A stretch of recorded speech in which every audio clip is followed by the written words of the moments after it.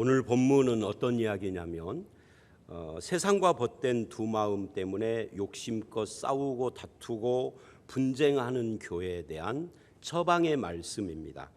도표를 보여드리면 이렇게 구성이 되어 있어요. 야고보서 4장 전체가 지난주에 보여드렸었죠. 근데 이 5절 말씀이 묘한 말씀이에요. 이 5절 말씀은 1절로 4절의 결론일 수 있습니다. 그래서 우리는 지난주에 1절로 5절까지를 봤죠. 그런데 이 말씀이 사실은 6절로 10절과 더 자연스럽게 어울립니다. 왜냐하면 5절은 이런 말씀이죠. 하나님이 시기하기까지 사랑하는 분이다. 근데 6절은 이래요. 그러나 더욱 큰 은혜를 주시나니. 이 더욱이라는 말은 비교잖아요. 이 비교라는 것은 이 말씀 앞에 이것과 비교되는 무엇인가가 나온다는 이야기입니다. 그게 5절이에요. 그러니까 5절 말씀을 한 단어로 요약을 하면 하나님의 은혜라는 거예요. 그래서 자연스럽게 6절은 5절하고 비교를 해서 더욱 큰 은혜라고 이렇게 말을 하는 겁니다. 그래서 좀 미리 도표 두 번째 것을 띄워드린 건데 잘하신 거예요. 그런데 그렇게 5절을 정리하고 보면 오늘 본문은 5절과 6절 상반절 그리고 6절 하반절과 10절 이렇게 크게 두 단락으로 나누어집니다. 그게 이 도표에서 지금 보는 건데 여러분 이 도표를 자세히 보십시오. 제 노트에는 이 부분을 동그라미를 쳐놨어요. 근데 이 화면에는 지금 그게 없죠. 그게 뭐냐면 오늘 말씀의 첫 부분, 이 도표의 첫 부분 3칸 5절과 6절 상반절과 6절 하반절 이 부분의 공통적인 핵심 단어가 뭐라고 생각을 하세요? 잘 보시면 그 공통적인 핵심 단어가 이 행함을 강조하는 것이 야고보서의 핵심 주제인데 이것과 전혀 어울릴 것 같지 않는 단어예요. 그게 뭐죠? 은혜입니다. 그래서 어떤 분은 5절로 10절을 야고보서의 두 마음에 대한 구체적인 해결책을 제시하는 결정적인 본문이다. 이렇게 설명을 합니다. 그러면 하나님의 은혜가 어떻게 행함이 없는 믿음의 뿌리인 이 두 마음에 대한 해결책이 될까요? 오늘 설교는 바로 이 주제를 가지고 설명하는 대답하는 그런 내용이에요. 우리가 먼저 5절을 보시면 하나님이 시기하기까지 나를 사모하는 분이다 이렇게 말을 합니다. 이 세상을 쫓는 우리를 버리지 않고 시기할 만큼 간절히 사랑한다라는 말을 한마디로 요약하면 뭐라고요? 이게 은혜라고요. 그래서 5절은 은혜예요. 문제는 그것이 아니고 그건 쉬운 이야기인데 문제는 뭐냐면 여기에 나오는 이 영을 성령을 말한다라고 주장하는 학자들과 아니다 우리 사람의 영을 말한다라고 주장하는 학자들이 대립된다는 거예요. 뭐가 옳으냐는 거죠. 그래서 NIV나 공동번역, 표준세번역 그리고 매일성경 우리가 묵상하는 이런 것에서는 이것을 우리의 영으로 해석을 합니다. 예를 들면 세번역을 화면에서 읽어봅니다. 시작. 하나님께서는 우리 안에 살게 하신 그 영을 질투하실 정도로 그리워하신다. 최영삼 교수도 이렇게 번역을 합니다. 이 최영삼 교수는 조금 더 구체적으로 설명과 함께 번역을 해요. 여기에 영이라는 것이 푸뉴마 그래서 하기오스 거룩이 빠졌다. 그래서 우리의 영이다. 읽어봅니다. 시작. 너희 안에 그 영을 두신 이가 그것을 시기하기까지 갈망한다. 너희 안에 그 영을 두신 이게 누구죠? 하나님이 그것이 뭐죠? 이게 참 어렵게 번역을 했어 이 양반이. 그것이 뭐냐면 우리의 영이죠. 그러니까 하나님이 우리의 영을 시기하기까지 갈망한다.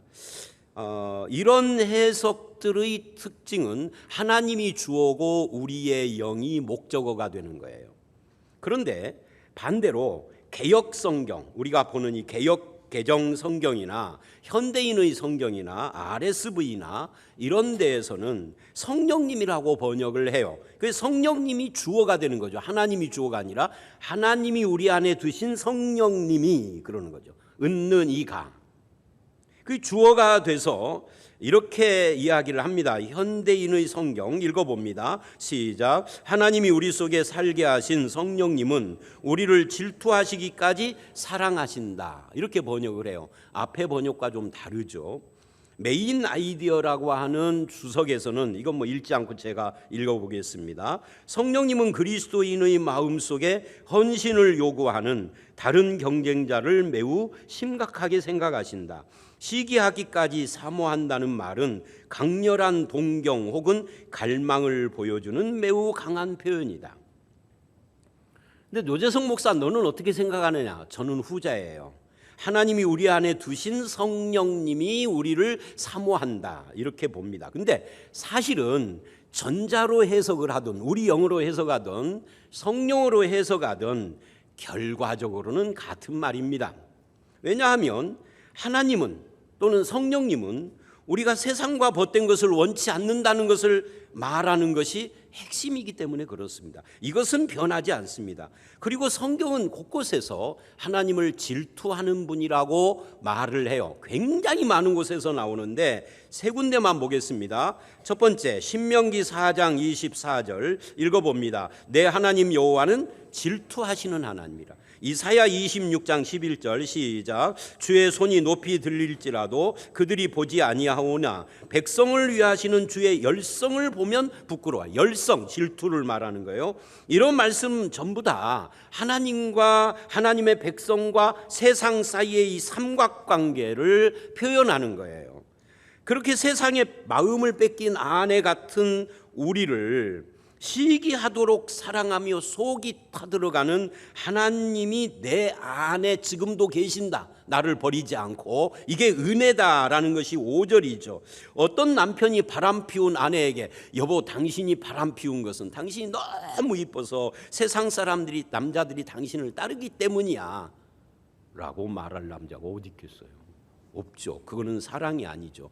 그래서 사랑의 특징 중에 아주 중요한 하나가 질투입니다. 여러분의 아내나 남편이 질투하는가 안 하는가를 잘 보십시오. 질투 안 하면 사랑 안 하는 것일 수도 있어요. 그런데 이 질투를 하나님께 대입하면 단어가 바뀌어요. 어떻게 바뀌죠? 은혜라고 바뀌는 겁니다.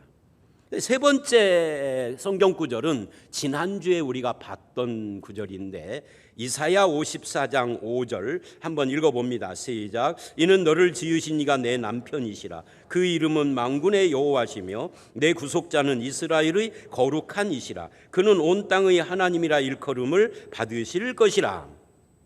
지난주에는 여기에 나오는 세 가지를 봤는데 앞에 거 빼버리고 핵심만 보면은 여기에 보니까 이 구절에서 가장 특별한 단어가 뭐냐면 내 구속자는 거룩한 이시라 하는 이 거룩한 이, 여기에 밑줄을 밑줄 안 찾으셨죠? 이게 화면으로 띄워주다 보니까 성경에다가 밑줄을 치는 일이 줄어서 가능하면 찾으십시오. 여기 거룩이라는 것이 중요한데요. 이 거룩이라는 것은 우리가 잘 아는 것처럼 구별이에요. 그런데 내가 하나님 앞에 거룩하다라는 것은 나를 구별하여 하나님 것으로 드린다, 이런 뜻이에요. 그런데 하나님이 거룩하시다라는 말은 하나님이 나를 위하여 자신을 구별한다. 그러니까 이 말은 나만 사랑한다, 하나님이 내 편이다, 그 말입니다. 이것을 믿는 것이 신앙이란 말이죠. 이것을 믿는다면 우리는 세상뿐만이 아니라 인생이 나에게 어떤 시련을 준다 할지라도, 나를 실망시킨다 할지라도 좌절하지 않을 것입니다. 왜요? 하나님이 나만 사랑하며 내 편이시니까. 또 그분은 이 본문을 보면 온 땅의 하나님이라 일컬음 받는다. 온 땅의 하나님, 온 세상의 통치자라는 거죠. 나를 위하여 자기를 구별하고 나만을 사랑하여 내 편이 되신 그분이 온 세상의 통치자다라는 것을 생각을 해보십시오. 어떤 느낌이 듭니까? 일부 예배 때 표정을 보니까 아무 느낌이 없어. 그래서 제가 이거 고쳤어요. 일부 예배 때 원고에 없는 걸. 그러면 하나님이 온 땅의 통치자다면 느낌이 없으니까 하나님이 재벌이시다. 벌써 표정이 다르시잖아요. 그 재별이 내 편이시다, 나만 사랑한다, 느낌이 좀 오죠. 어떻게 딴 마음을 품겠습니까? 그것이 사람이든 물질이든 명예든 지위든 그 어떤 것으로도 하나님을 대신할 것이 없습니다. 그렇게 고백하는 것이 신앙이죠. 그런 믿음 위에 선 사람은 무너질 수 없는 겁니다. 그러므로 믿음의 사람은 두 마음을 품고 세상을 따라가지 않아요. 세상의 화려함에 흔들리지 않아요. 하나님과 비교가 안 되죠. 세상의 권세 앞에 비굴하지 않아요. 자기 인생의 무게에 눌려 허덕허덕 살지 않아요. 가난해도. 대신 하나님의 전능을 믿고 일어서는 겁니다. 나를 향한 거룩한 사랑, 내 편이 되신다는 그 하나님의 사랑 앞에서 행복을 찾는 겁니다. 그리고 그분의 통치를 믿고 최선을 다해서 순종을 하는 거죠. 그런데 6절 상반절을 보면 이렇게 말을 해요. 이런 하나님의 은혜가 한 번으로 끝나는 것이 아니라 계속해서 더욱 큰 은혜를 주신다. 샘솟듯이 언제까지? 그 사람이 완전히 설 때까지, 아니 그 사람이 세상을 떠날 때까지도 하나님의 은혜는 계속되는 거다라고 6절 상반절은 말하고 있다고요. 그렇기 때문에 은혜의 하나님을 믿는 사람은 적어도 다른 것은 몰라도 자기 인생을 대하는 태도가 완전히 달라지는 겁니다. 상대방이 마땅히 받아야 할 대접을 반대로 나에게 반대의 대접을 해주는 것, 이게 하나님의 은혜이기 때문에 그러는 거예요. 예를 들면 여러분 엄상익 변호사라고 기억을 하세요. 이분이 한때는 대통령 후보 나와라라고 국민 여론이 있을 정도로 대단한 사람이었죠. 근데 나는 내 길을 간다 하고 정치에는 발을 안 들인 사람이요. 그러니까 더 존경스럽죠. 이 엄상익 변호사에게 어떤 청년이 찾아와서, 이제 우리나라 사람들 찾아오면은 제일 먼저 뭐 하죠? 악수부터잖아요. 악수하다가 깜짝 놀랐대요. 누가 악수할 때 사람 손을 자세히 쳐다봅니까? 얼굴 쳐다보면서 하지. 손을 딱 잡았는데 손가락이 한 개인 거야. 봤더니 팔이 잘려가지고 뭐를 다른 거예요. 오토바이 사고로 팔을 잃었답니다. 근데 자기가 온 것은 자기 형의 변호를 부탁하러 온 거예요. 그 형은 학생 때 수영을 하다가 귀에 물이 들어가서 그래서 심한 중이염을 앓다가 청각장애인이 돼서 못 듣는 거예요. 이제 수영 참 주의해야 합니다. 근데 그 후에 남들과 잘 어울리지 못하고 형과 동생이 서울 옆에 가평이라는 곳이 있어요. 거기에 들어가서 한 100평 되는 곳에다가 부추를 심어서 서울에 내다 팔며 두 형제가 사는 거예요. 그러니까 남들이 자기들을 장애인으로 보는 것을 너무 싫어하는데, 하루는 12월 겨울 어느 날 형이 서울로 나가기 위하여서 집을 나서고 있는데 이제 걸어가는 거죠.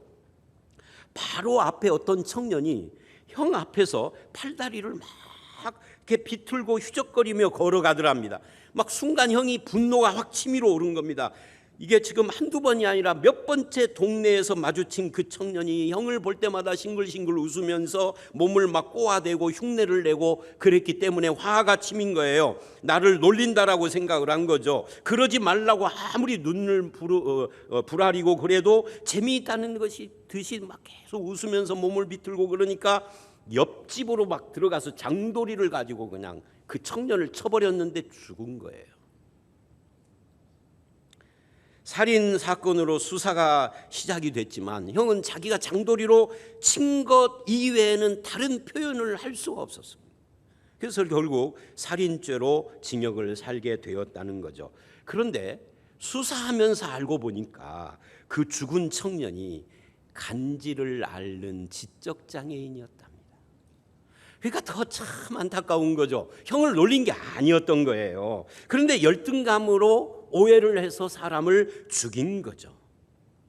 둘 다 불쌍한 사람들입니다. 근데 이 동생이 엄상익 변호사를 찾아와서 하는 말이 이거예요.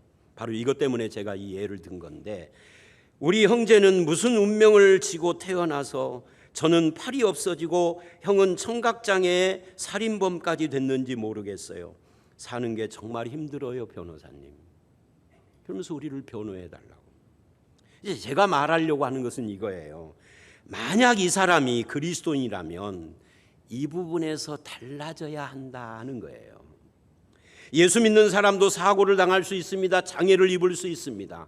실패할 수 있습니다. 예수 믿는 사람도 가난할 수 있습니다. 사는 것이 버겁고 힘들 수 있습니다. 그러나 믿는 사람은 최후로 자기의 존재와 삶을 저주받은 운명이라고는 생각하지 않는다는 겁니다. 왜요? 그 저주받은 운명보다 더 큰 하나님의 은혜가 나에게 주어지고 있음을 믿는 것이 신앙이니까. 이거를 안 믿는다면 그건 신앙의 기본 자체가 아직 형성이 안 된 것이니까. 질투하기까지 나를 사랑하는 사람을, 하나님을 믿는 것이 우리들이기 때문에, 예를 들면 누가복음 15장에 아버지 재산을 갖고 와서 다 팔아먹어버린 둘째 아들이 집으로 돌아왔어요. 그러면서 내가 받을 당연한 아버지의 대접이 뭐냐? 아버지 집에 품꾼으로 써주십시오 라고 요청을 했어요. 그런데 아버지는 전혀 뜻밖에도 성대한 잔치를 벌이고 금가락지를 끼워주고 비단옷을 입혀주고 난리가 났어요. 이걸 뭐라고 한다고요? 은혜라고 한다고요. 오늘 본문이 말하는 것이 그거예요. 우리가 성도가 됐다라는 것은 이 하나님의 은혜를 내가 받았다라는 겁니다. 그 은혜가 어디서 나타났느냐? 결정적으로 십자가에서 나타난 아버지의 긍휼과 사랑을 아는 사람이 되었다는 것입니다. 내가 세상을 향해 달려가고 있을 때도 나를 향한 하나님의 그 눈길은 변하지 않았다라는 것을 우리가 믿는다는 겁니다. 이걸 믿는 걸 은혜 받은 사람이라고 그러는 겁니다. 이게 구원받은 사람의 특징이에요. 그래서 은혜 받은 사람은 자기 인생을 대하는 기본적인 태도가 바뀌었어요. 여러분도 그러시기를 바랍니다. 성도는 자기 운명을 탓하지 않습니다. 환경에 주저앉지 않습니다. 세상을 원망하느라 허비하지 않습니다. 내 인생에 대해서 계획 갖고 계시는 하나님을 믿는 사람들이고, 질투하기까지 사랑하는, 그리고도 더 큰 은혜를 주시려고 하는 그분을 믿기 때문에 그렇습니다. 그래서 첫 번째 달라지는 건 뭐예요? 말도 달라진다. 이게 3장이었잖아요.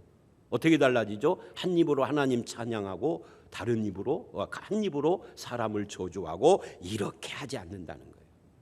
그러면은 남을 저주하지 않는 걸로만 끝나나요? 은혜로 사는 사람은 남을 저주하지 않는 건 물론이지만 자기 인생을 저주하지도 않아요. 이것이 신자예요. 왜? 내 인생을 창조하시고 이 땅에 보내신 분이 하나님이라는 것을 믿는 믿음 위에 서 있기 때문에 그렇습니다. 이제는 자기 몸을 십자가에 내주기까지 사랑하신 예수님을 나의 주 하나님이라고 고백하는 사람이기 때문에 입술도 변화된 거예요. 우리에게 그런 하나님이 계신다는 것이 은혜가 아니면 무엇이 은혜이겠습니까? 그 은혜를 누리며 변화된 입술로 살아가는 저와 여러분이 되시기를 주의 이름으로 축원합니다. 저 오늘 두 번째 문단은 뭐냐면 6절 하반절서부터 10절. 그러면 이제 우리는 어떻게 살아야 할까요? 이걸 조금 바꿔서 말하면 누구에게 이런 큰 은혜를 주시나요? 라는 질문입니다. 우리는 은혜 받으려면 어떻게 해야 된다라고 교회에서 그동안 가르치고 우리는 배워왔느냐면, 모르겠어요. 여러분들은 좋은 교회를 다녔는지. 저는 목사가 되기 전까지 교회에서 배운 게 이거예요. 은혜 받으려면 손뼉 치며 찬송하고 통성으로 기도하고 많이 드려라. 이게 다였어요. 근데 본문이 말하는 더 큰 은혜 받는 비결은 그런 것이 아니에요. 아니, 본문뿐만 아니라 성경 어디에도 그렇게는 말하지 않아요. 도표를 보십시오. 먼저 하나님은 교만한 자를 물리치고 겸손한 자에게 은혜를 주신다 그럽니다. 손뼉치고 기도하며 많이 드려라, 통성으로, 이게 아니고 겸손한 자에게. 전혀 예상 바뀌죠. 양쪽 끝 6절 하반절과 10절을 보십시오. 어떤 사람에게 은혜를 주시는가를 말하면서 6절은 이렇게 말을 해요.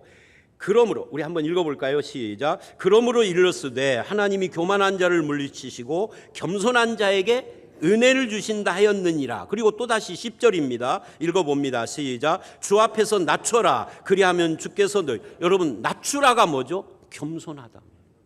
그래서 6절과 10절은요 같은 이야기를 하는 겁니다. 겸손한 자에게, 주 앞에서 낮추는 자에게 은혜 주신다, 높여주신다. 같은 말이죠. 같은 말을 반복한 거예요. 먼저 6절이 말하는 교만한 자가 어떤 사람인가요? 우리는 야고보서에서 그동안 교만한 자를 배웠어요. 그거는 세상과 벗된 사람입니다. 왜 세상과 벗된 사람이 교만한 사람이냐면 이 사람은 두 마음을 가지고 세상을 향한 정욕 때문에 교회 안에까지도 세상을 끌고 온 사람이에요. 그래서 욕심내고 시기하고 다투고 싸우는 겁니다.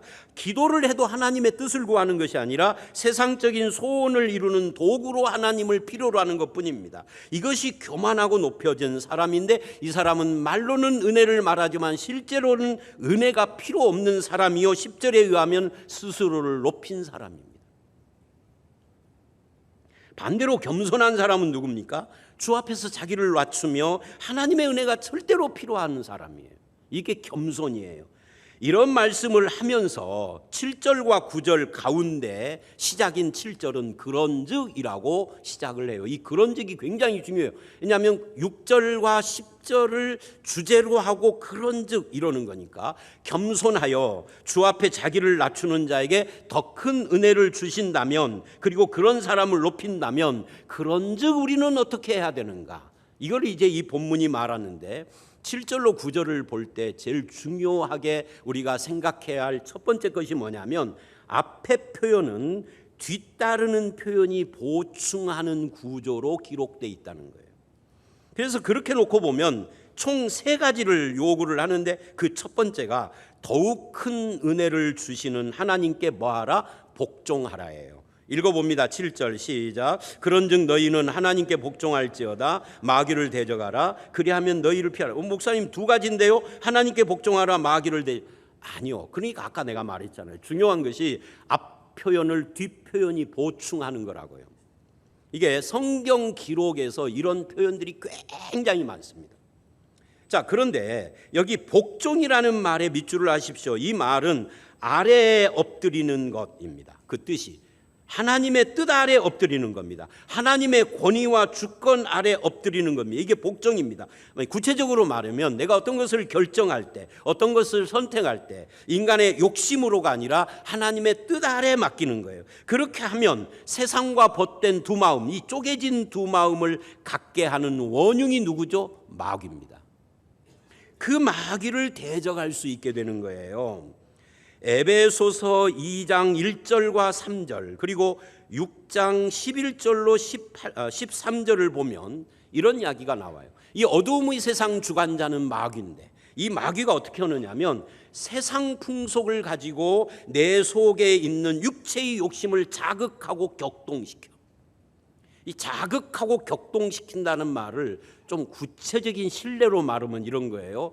멀쩡했는데, 아주 젠틀했는데, 아주 숙녀였는데 갑자기 동생네 집 아들이 잘 됐다는 소리를 들으면 막 끌어. 우리나라 속담이 있잖아요. 사촌이 논 사면 갑자기 배가 아파져. 그게 격동입니다. 그게 자극입니다. 육체의 욕심을 자극해요. 누가? 마귀가 뭘 가지고? 세상 정신을 가지고. 내 육체의 욕심을 그렇게 자극하면 자극받고 격동된 그 사람의 결과가 독한 시기로 다투고 싸우고 욕심내는 것이다 라는 이야기예요. 그래서 그 사람은 한 입으로 하나님 찬송하고 사람을 저주하는 겁니다. 세상 지혜가 가득하게 되는 것입니다. 그런 교만한 마음으로는 뭐를 할 수가 없어요? 마귀를 대적할 수가 없습니다. 세상 지혜에 저항할 수가 없습니다. 여러분, 근데 여기에 마귀를 대적한다라는 것에 밑줄을 하십시오. 이 어떻게 마귀를 대적하는 걸까요? 이 대적한다라는 말을 우리가 굉장히 많이 오해해요. 그래서 한국교회에 흔한 것이 이런 거죠. 마귀를 대적하는 거. 마귀야 물러가라. 어떻게 아느냐요? 저도 맨날 그거를 20대 때는 했다고요. 30대 초까지. 20대 때는 내가 스스로 했고 30대 초는 이제 그거 아닌 거 알았는데 교회가 시켜서 할 수 없이 했고 전도사라. 그래서 에베소서 6장 11절을 보면 이런 말씀이 나와요. 마귀의 관계를 능히 대적하기 위하여. 여기 능히 대적하기 위하여. 이건 뭐냐면 내가 마귀를 공격하고 싸운다는 이야기가 아니에요. 마귀가 나를 공격할 때 대적한다는 거예요. 그래서 영어 성경을 보면 stand against 이렇게 돼 있어요. against는 대적이라는 말이고 stand. 여러분, 공격한다는 건 뭐예요? 평양으로 진격하자. 이게 공격이잖아요. 그게 아니고 공격 대적할 때 대적에서 서 있는 거예요. 제자리에. 방어란 말이죠. 방어용 무기예요. 그래서 에베소서 6장에는 그렇게 방어전을 치룰 때 내 안에 욕심을 자극하고 부추겨서 시기심을 갖게 하고 싸우고 대적하게 해서 우리 신앙 고백을 무너뜨리는 마귀를 대적하여서 뭐를 하라고 그러냐면 하나님의 전신 갑주를 입어라 그래요. 근데 그 전신 갑주를 쭉 설명을 하는데 이런 겁니다. 투구, 방패, 그 다음에 신발, 흉패, 이게 다 뭐예요? 방어용이에요. 목사님 마지막 칼이 있는데 여러분 칼도 방어용입니다. 어떻게 방어용이냐면 성경 두 군데를 예를 듭니다. 첫 번째 마태복음 4장 1절로 11절. 이건 진짜 제가 많이 예를 들었던 말씀이죠. 예수님이 말씀을 어떻게 사용하시는가를 봐야 합니다. 사탄에게 이렇게 말을 합니다. 기록되었으되 사람이 떡이 아니라 하나님의 모든 말씀으로 살아야 한다. 여러분 누구에게 한 말일까요? 사탄은 떡 안 먹어요. 사탄은 하나님의 말씀으로 살지도 않아요. 누구에게 온가요? 사람에게 한 말입니다. 사람이 그럽니다. 여기 사람은 사탄이 아니고 예수님이죠. 성육신하신. 그 다음에 두 번째 이래요. 기록되었으되 주 너의 하나님을 시험하지 말아라. 이거 사탄에게 한 말이 아니에요. 시험은요 사탄이 나에게 하는 것이지 내가 사탄에게 하는 게 아니에요. 나에게 너는 사탄 시험하지 말아라. 이거 말이 안 되는 이야기예요. 어법에 안 맞아요. 그 나에게 하는 말이에요. 즉 예수님 자신에게. 마지막 세 번째 이래요. 기록되었으되 주 너희 하나님께 경배하고 다만 그를 섬기라. 이것도 사탄이 아닙니다. 예수님 자신에게 하신 말씀이에요. 이것을 뭐라고 하느냐면 말씀의 자기 적용이라 그러는 겁니다. 우리 성경 말씀은 자기 적용을 하기 위하여서 주신 거예요. 말씀을 자기에게 적용하면 어떤 일이 일어나느냐면 사탄이 예수를 떠났다. 도망가 버렸다. 말씀을 자기 적용을 하면은 사탄은 더 이상 우리를 공격할 수 없게 되는 겁니다. 이것이 사탄을 대적하는 방법입니다. 예를 들면 히브리서 4장 12절도 유명한 말씀이죠. 좌우의 날선 검 같은 말씀의 검 이야기를 합니다. 이 좌우의 날선 검으로 누구를 찌를까요? 이 말씀의 검을 가지고 어디 있어요? 말씀의 검을 가지고 사탄을 막 찔러야 되나요? 그런 것이 아니죠. 사탄을 찌르라는 이야기가 아니고요. 사탄의 마음과 생각을 찔러 쪼개라 이 말이 아니고 말씀을 읽고 묵상하는 내 마음과 생각을 찔러 쪼개는 거예요. 찔러서 쪼개고 보니까 내 안에 문제들이 드러나요. 노출되는 거죠. 이것이 점검이 돼요. 그럴 때 말씀이 그것을 바꾸는 능력이 되고 나를 찔러서 내 안의 것을 도려내고 교만해서 쪼개진 두 마음을 정결케 하고 그렇게 내가 미리 나를 정리해 버리면 교만해라, 욕심을 내라, 명예를 가져라, 감투를 써라 하는 사탄의 유혹이 하나도 통하지 않게 되죠. 이게 사탄을 대적하는 거예요. 감투 쓰고 싶은 사람에게는요 이미 그때부터 이미 사탄의 지배를 받는 거죠. 그러므로 겸손히 하나님께 복종하는 것이 마귀를 대적하는 것입니다. 같은 이야기입니다.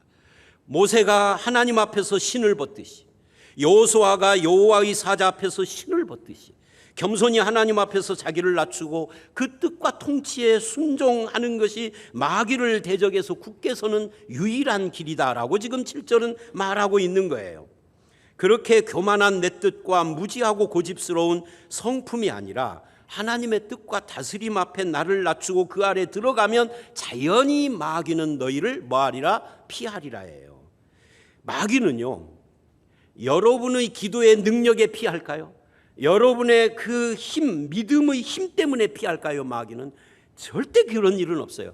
마귀는 우리의 능력과 우리의 믿음의 어떤 힘 때문에 도망가는 것이 아니고 내가 엎드린 그분의 능력 앞에서 도망가는 겁니다. 착각하지 마세요. 이것이 하나님 앞에 겸손히 자기를 낮추는 사람에게 임하는 놀라운 더 큰 은혜입니다. 여러분에게도 날마다 그런 하나님의 은혜가 임하시기를 주의 이름으로 축원합니다. 그러려면 하나님을 가까이 하는 삶을 살아야 한다. 이게 8절 말씀이에요. 도표를 보십시오. 하나님을 가까이 하라. 죄인들아 손을 깨끗이 하라. 두 마음을 품은 자들아 마음을 성결하게 하라. 이걸 정리를 하면은요 죄인들이 누구예요? 두 마음을 품은 자들이에요. 어떻게 해야 돼요? 하나님을 가까이 하는 것은 뭐예요? 손을 깨끗이 하고 마음을 성결히 하는 거예요. 그러면 너희를 가까이 하리라 해요. 세상 유혹 앞에서 쪼개진 두 마음으로 고통당하는 것이 죄인들의 특징입니다. 거기서 우리의 온갖 고통, 불행이 나오고 시기다툼, 싸움이 나오고 그래서 세상이 지옥으로 변하는 것이거든요. 어떻게 이 문제를 어떻게 고칠 수가 있습니까? 어떤 사람은 화해 운동을 해야 한다 이러고요. 어떤 사람은 아니야. 소위 팍스 로마나 팍스 아메리카나 하는 것처럼 일방적으로 한쪽의 힘으로 눌러서 지배해서 평화를 누려야 된다. 세상은 둘 중에 하나를 주장을 해요. 그런데 그런 방식으로 인간의 문제가 고쳐지고 평화가 온 적이 없습니다. 있었죠, 평화가. 가짜 평화. 그 속에는 더 비참한 인간의 실존 문제가 방치된 채로 썩어 거름이 돼가고 있었어요. 악취가 이루 말할 수 없었어요. 뭘 보면 아느냐고요. 매일 TV 뉴스를 보면 다 나와. 성경은 그런 식의 겉모습만 포장된 평화, 위장된 가짜 평화로 문제를 해결할 수 있다라고 말하지 않습니다. 더 근본적인 문제 해결은 뭐냐? 하나님을 가까이 하는 거다. 이렇게 이야기를 해요. 근데 하나님을 가까이 하는 것이 뭐냐는 거죠. 자, 또다시 제가 어려서부터 교회에서 보고 배운 것이 뭐냐면 하나님을 가까이 하려면 일단 산속에 들어가서 기도해야 돼요. 그것도 기도만 해야 돼. 언제까지? 열심히 기도해서 하나님과 영적으로 만나가지고 하나님이 내 속에 쏙 들어올 때까지. 그게 무당이에요. 우리나라 기독교는 이쪽에 굉장히 많이 물들어 있어요. 하나님을 가까이 하라라고만 하면은 그거부터 떠올려. 근데 오늘 본문을 잡으십시오. 하나님을 가까이 하려면 산에 들어가서 그냥 죽창 3달이든 3년이든 기도만 해가지고 뭔가 영적으로 특별한 그런 사람이 되어 나와야 한다라고 말합니까? 안 말합니까? 그렇게 말하지 않고 하나님을 가까이 하는 것은 죄인들이 손을 깨끗이 하는 것이라고 그래요. 두 마음 품은 자들이 마음을 성결히 하는 것이 하나님을 가까이 하는 것이다 그래요. 하나님을 가까이 하는 것은 뜬구름 잡는 종교 체험의 문제가 아니에요. 영적으로 신비하고 특별한 인간이 되는 문제가 아니에요. 구체적인 삶의 현장에서 나타난 변화의 모습이에요. 한국 기독교는 이 문제를 간과하고 자꾸만 산속에 들어가서 신령한 사람 되라고 했기 때문에 윤리적으로 문제가 심각한 거예요. 성경은 그렇게 말하지 않는데 저는 20대 중반까지도 하나님을 가까이 하려면 그런 영적인 신령한 세계에 깊이 들어가서 무당처럼, 근데 다만 무당하고 뭐만 다르냐면 제가 그렇게 생각을 하고 그렇게 제 생각은 교회에서 배운 거니까 무당하고 뭐만 다르냐면 무당은 잡신을 믿고 우리는 진짜 센 신을 믿는다. 이것만 다른 거지. 그래서 진짜 센 신을 믿는 우리가 그렇게 하나님과 깊은 영적인 신령한 세계에 깊이 들어가는 것이 하나님을 가까이 하는 것이다 라고 해서 적어도 일주일에 한 번은 산기도를 확실하게 매주 했고요. 제가 일주일에 한 5일 정도는 철야기도를 했고요. 금식기도 수시로 했고 입신기도 시도 많이 했고요. 입신, 신의 세계에 들어가서 신이 내가 되고 내가 신이 되는 빙의, 신내림 받는 것 같은, 아는 사람 있을 거예요. 모르는 사람은 모르지만 그런 세계가 있어요. 성경에도 없는. 그것이 하나님을 가까이 해요. 근데 아닙니다. 본문이 말하는 하나님을 가까이 하는 것은 그런 것이 아닙니다. 삶과 동떨어진 우리만의 영적인 황홀한 세계의 신비체험에 휩싸여서 해롱거리는 것을 말하는 것이 아닙니다. 본문에는 그런 비슷한 암시도 없습니다. 본문이 아니라 성경에는 없습니다. 그 대신 하나님을 가까이 하는 것은 죄인의 손을 깨끗이 하는 거예요.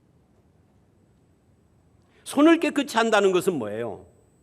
손을 무언가 비누 같은 걸로 씻는다는 이야기가 아니고 이것은 제의적인 의미예요. 제의적인 의미. 제사 드릴 때 예를 들면 제사장들이 성전에 들어갈 때 맨 먼저 하는 일이 뭐예요?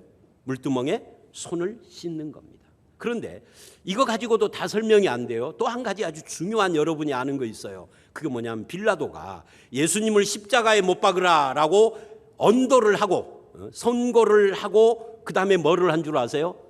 자기 손을 물에다가 씻었어요. 왜 씻었죠? 나는 이 일과 상관이 없다 하고 뭐 한 거예요? 털어버린 거예요.